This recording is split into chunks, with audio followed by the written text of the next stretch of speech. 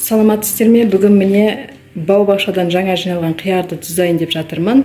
Бізге керек қияр, стерилизовать етілген банкыны 5 минут стерилизовать етіп, содан кейін ол банкының ішіне қосамыз мынадай қара бұрыш ірі, чеснок, лавровый лист, шиенің жапырағы және хреннің жапырағын қосамыз.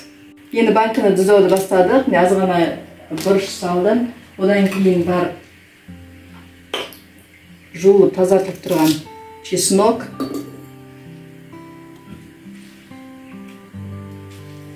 хреннің жапырағын саламыз,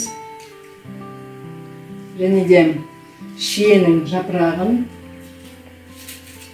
және де лавровый листтің жапырағын саламыз. Содан кейін біз огурцеміздің екі жағын, огурцейді жақсылап тазартып жуамыз да, екі жағын кесіп тастаймыз.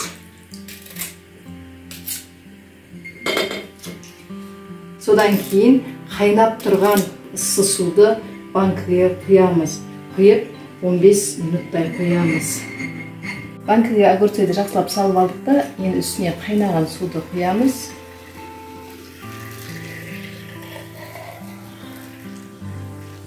Сосын қайнаған суды қойып, банкімізді қайта араласып қозғап тұрамыз, ішінен газы шығу керек.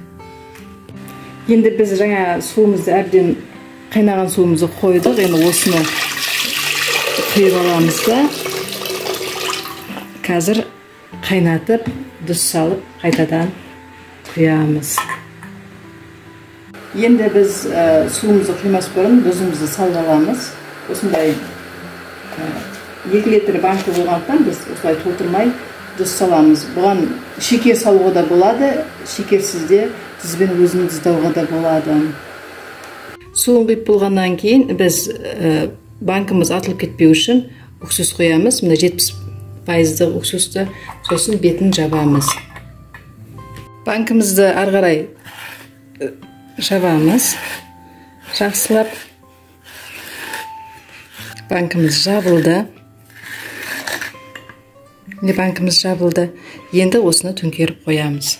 Міне біздің банкымыз жабылды. Осылай істеп төңкеріп, бір күнге қоямыз.